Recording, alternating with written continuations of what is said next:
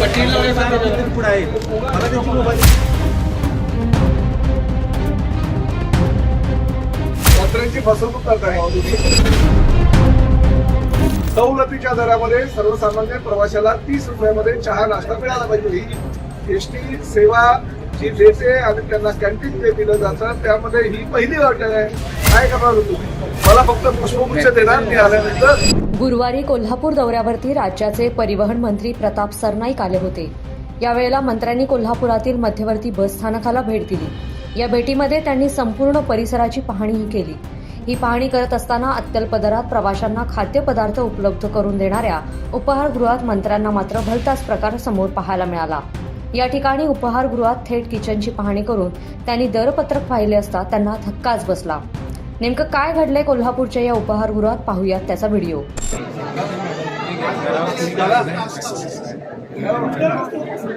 सवलतीच्या दरामध्ये 20 रुपयामध्ये चहा नाश्ता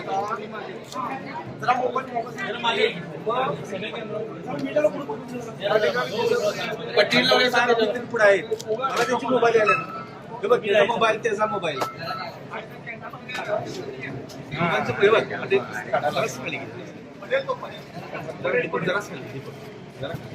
बघा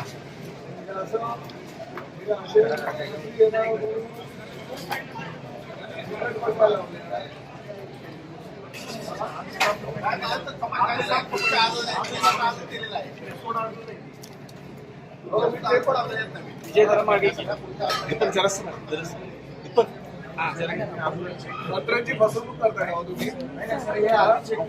ठीक आहे ते जाऊ द्या पण हे काय बाकी ठीक आहे मी समजू शकतो. चला सवलतीच्या दरामध्ये सर्वसामान्य प्रवाशाला 30 रुपयामध्ये चहा नाश्ता मिळाला पाहिजे. ही एसटी सेवा जी देते आणि त्यांना कॅन्टीन जे दिलं जातं त्यामध्ये ही पहिली वाट आहे.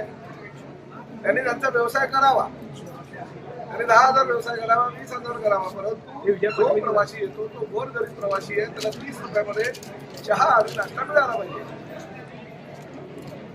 ही सेवा का नाही इकडे करून घेताना आधी केली त्याचं चुकीचं काय करणार काय करणार तुम्ही. मला फक्त पुष्पगुच्छ देणार मी आल्यानंतर माझा सत्कार करणार.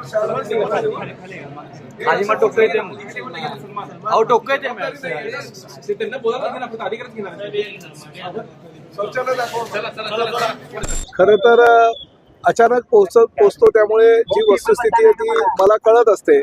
परंतु आमच्या डिपार्टमेंटनं ही म्हणजे दौरा हे ऑफिशियल केला असल्या कारणानं इकडे स्वच्छतेचं प्रमाण फार मोठ्या प्रमाणात दिसलं की मला ते जरा असं बोलतात ना की एवढं स्वच्छता बघून मी अगदी भारावून गेलो की एवढी स्वच्छता म्हणजे माझ्या एसटी महामंडळाच्या शौचालयामध्ये कॅन्टीनमध्ये जर होत असेल तर मग मला असं वाटतं की मला आजपासून मग पाहणी दौरे बंदच करावे लागतील. आणि नंतर मला कळलं की हे फक्त मंत्री येणार म्हणून हे एका रात्रीतून सगळं केलेलं आहे. आणि कॅन्टीन मध्ये मी बघितलं तर कॅन्टीन मध्ये जे रेड कार्ड होते स्वच्छता होती युनिफॉर्म होते एवढे युनिफॉर्म चांगले होते. परत मास्क घातले होते कॅप घातली होती सगळ्या गोष्टी केलेल्या होत्या ज्या प्राथमिक गरजा आहेत. आणि एसटी महामंडळानं भाडेपट्ट्यानं कॅन्टीन जेव्हा दिलं त्यांना तेव्हा ज्या ज्या काही उपाययोजना करायला सांगितलं होतं त्याचं सगळं पालन केलेलं होतं. पण एक महत्वाची उपाययोजना त्यांनी केली नव्हती की कॅन्टीन मध्ये सर्वसामान्य प्रवाशाला हवं ते खाऊ द्या परंतु गोरगरीब जे प्रवासी आहेत त्याला 30 रुपयामध्ये चहा आणि नाश्ता मिळायला हवा. हे एसटी महामंडळाचं हे धोरण आहे की गोरगरीब प्रवासी सुद्धा एसटी महामंडळाच्या कॅन्टीनमध्ये जाऊन पोट भरतो त्याचा नाश्ता झाला पाहिजे. आणि म्हणून ती योजना आम्ही चालू केली. त्या योजनेमध्ये हरताळ फासलेला आहे. उलट त्यांनी जे रेड कार्ड ते बोर्ड लावलं होतं त्याला चिकटपट्टी चिटकवली होती आणि हवाच्या सभा मिळत होता. ठीक आहे ते ज्यांना परवडतं त्यांनी ते खावं आमची काही ना नाही आहे. परंतु 30 रुपयामध्ये भरपोट जे काही पदार्थ द्यायचे असतात 2 समोसे 2 वडे आणि 1 चहा किंवा 1 कॉफी अशा पद्धतीचं ती योजना आहे. त्याचा त्या ठिकाणी बिलकुलपणे त्यांनी त्याचं नियमाचं पालन केलेलं नाही असं निदर्शनास आलेलं आहे. त्यांना मी ताबडतोब उद्यापासूनच 30 रुपयाचं मोठ्या दर्शनी भागामध्ये चहा नाश्ता 30 रुपयामध्ये मिळेल असा प्रकारचा बोर्ड लावायला सांगितलंय. पहिली वेळ आहे स्वच्छता दिसली आहे म्हणजे प्रत्येक वेळी कारवाई करणं योग्यच आहे असं मला वाटत नाही. तरी सुद्धा ही जी त्यांनी गोष्ट अंमलात जर आणली नाही तर निश्चितपणे त्यांच्यावर कारवाई. उपहारगृहात गोरगरिबांच्या खिशाला परवडेल असेच दर असावेत तर 30 रुपयांमध्ये भरपेट नाश्ता ग्राहकांना मिळावा.